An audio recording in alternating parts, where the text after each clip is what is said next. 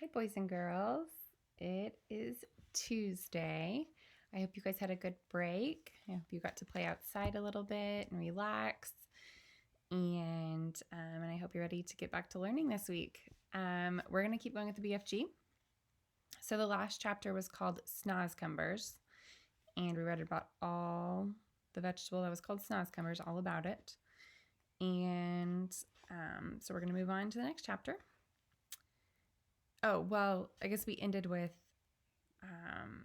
Sophie saying that in her village she had a bunch of vegetables like cauliflower and carrots. And she said, why don't you just get some of those the next time you go visit my village? And he was shocked that she would say that. And he said, I would never steal something. And then she said, well, you stole me. So that's where we ended. The next chapter is called The Blood Bottler. Suddenly, a tremendous thumping noise came from outside the cave entrance, and a voice like thunder shouted, Runt! Is you there, Runt? I is hearing you jabbling. Who is you jabbling to, Runt? Look out, cried the BFG. It's the blood bottler. But before he had finished speaking, the stone was rolled aside, and a 50-foot giant, more than twice as tall and wide as the BFG, came striding into the cave. Sophie was on the tabletop. The enormous, partly eaten snozcumber was lying near her. She ducked behind it. The creature came clumping into the cave and stood towering over the BFG. Who was you jabbling to in here just now? He boomed. I is jabbling to myself, the BFG answered. Fizzle fuzz, shouted the blood bottler. Bugs wallop, he boomed. You is talking to a human being. That's what I is thinking. No, no, cried the BFG. Yes, yes, boomed the blood bottler. I is guessing you has snitched away a human being and brought it back to your bunghole as a pet. So now I is winkling it out and guzzling it as an extra snacks before my supper. The poor BFG was very nervous. There's no one in here, he stammered. Why don't you leave me alone? The blood bottler pointed a finger as large as a tree trunk at the BFG. Runty little scumscrewer, he shouted. Piffling little swishfizzler. Squimply little bloodwart. Prunty little pogswizzler. I is now going to search the primroses. He grabbed the BFG by the arm. And you is going to help me do it. Us together is going to winkle out this tasteful little human being, he shouted. The BFG had intended to whisk Sophie off the table as soon as he got the chance to hide her behind his back. But now there was no hope in doing this.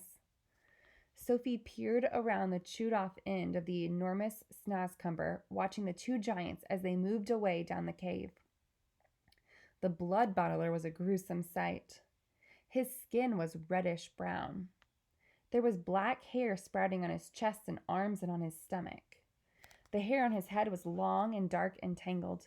His foul face was round and squashy looking. The eyes were tiny black holes. The nose was small and flat. But the mouth was huge. It spread right across the face, almost ear to ear, and it had lips that were like two gigantic purple frankfurters lying on top of the other. Craggly yellow teeth stuck out between two purple frankfurter lips, and rivers of spit ran down over the chin. It was not in the least difficult to believe that this ghastly brute ate men, women, and children every night. The blood bottler, still holding the BFG by the arm, was examining the rows and rows of bottles. You and your bottles, he shouted. What is you putting in them? Nothing that would interest you, the BFG answered. There's a picture on here, so I'll show you guys that. So you see how much bigger You remember seeing whenever Sophie first saw the BFG, how tall he was? And now this giant is way bigger than the BFG. You is only interested in guzzling human beings, the BFG said. And you is as dotty as a dog's waggler, cried the blood bottler. Soon the blood bottler would be coming back, Sophie told herself, and he was bound to search the tabletop, but she couldn't possibly jump off the table. It was 12 feet high. She'd break her leg. The snozzcumber, although it was as thick as a perambulator, was not going to hide her if the blood bottler picked it up. She examined the chewed-off end. It had large seeds in the middle, each one as big as a melon. They were embedded in soft, slimy stuff, taking care to stay out of sight. Sophie reached forward and scooped away half a dozen of these seeds. This left a hole in the middle of the snozzcumber. I'm going to pause there. What do you predict Sophie is thinking right now?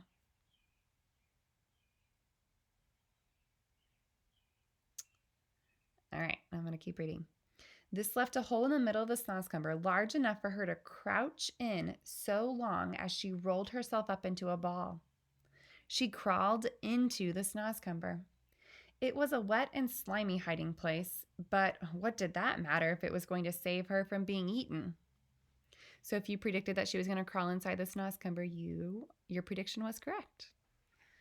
The blood bottler and the BFG were coming back towards the table now. The BFG was nearly fainting with fear. Any moment, he was telling himself, Sophie would be discovered and eaten. Suddenly, the blood bottler grabbed the half-eaten snozzcumber. The BFG stared at the bare table. Sophie, where is you? He thought desperately. You cannot possibly be jumbling off that high table, so where is you hiding, Sophie? So this is the filthy, rotsome glubbage you is eating, boomed the blood bottler, holding up the partly eaten snozzcumber. You must be crazy to be guzzling such rubble squash. For a moment, the blood bottler seemed to have forgotten about his search for Sophie. The BFG decided to lead him further off the track. That is the scrumdiddlyumptious snozzcumber, he said. I is guzzling it gleefully every night. Is you never trying a snozzcumber, blood bottler? Human beings is juicier, the blood bottler said. You is talking brummy-tot, the BFG said, growing braver by the second. He was thinking that if only he could get the blood bottler to take one bite of the repulsive vegetable, the sheer foulness of its flavor would send him bellowing out of the cave. I is happy to let you sample. Sorry, I lost my place. I is happy to let you sample it, the BFG went on. But please, when you see how truly glumptious it is, do not be guzzling the whole thing. Leave me a little snitchit for my supper. The blood bottler stared suspiciously with small, piggy eyes at the snozzcumber. Sophie, crouching inside the chewed-off end, began to tremble all over. Okay, why do you think Sophie is beginning to tremble? Or why do you think she is getting scared? And think about this. Does the BFG know she's inside the snozzcumber? No, he doesn't. So he's telling the blood bottler to take a bite, but yet Sophie's in there, but he doesn't know that. You is not switch fiddling me, is you? Said the blood bottler. Oh, never, cried the BFG passionately. Take a bite, and I am positive you will be shouting out, oh, how scrumdiddlyumptious this wonder veg is. The BFG could see the greedy blood bottler's mouth beginning to water more than ever at the prospect of extra food. Vegetables is very good for you, he went on. I is not healthsome always to be eating meaty things. Just this once, the blood bottler said, I is going to taste these rotsome eats of yours. But I is warning you that if it is filthum, I is smashing it over your sludgy little head. He picked up the Snozcumber. He began raising it on its long journey to his mouth, some 50 feet up in the air. Sophie wanted to scream, "Don't!" But that would have been an even more certain death. Crouching among the slimy seeds, she felt herself being lifted up and up and up. Suddenly, there was a crunch as the blood bottler bit a huge hunk off the end. Sophie saw his yellow teeth clamping together a few inches from her head. Then there was utter darkness. She was in his mouth. She caught a whiff of his evil-smelling breath. It stunk of bad meat. She waited for the teeth to go crunch once more. She prayed that she would be killed quickly. "Yeah!" roared the blood bottler. "Ooh, belch! Eek!" And then he spat. All of the great lumps of the Snozcumber that were in his mouth, as well as Sophie, went shooting out across the cave. If Sophie had struck the stony wall of the cave, she would have most certainly been killed.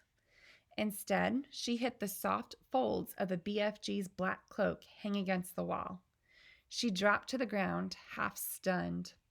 She crawled under the hem of the cloak, and there she crouched. "You little swine bugler," roared the blood bottler. "You little pig swaller." He rushed at the BFG and smashed what was left of the Snozcumber over his head. Fragments of the filthy vegetable splashed all over the cave. "You is not loving it?" the BFG asked innocently, rubbing his head. "Loving it?" yelled the blood bottler. "That is the most disgustorous taste that is ever touching my teeth. You must be buggles to be swallowing sludge like that. Every night you could be galloping off happy as a hamburger and gobbling juicy human beings." And I am going to stop there. That's not the end of the chapter, but I'm going to stop there because I've been reading for a while. So I hope you guys have a great rest of your Tuesday.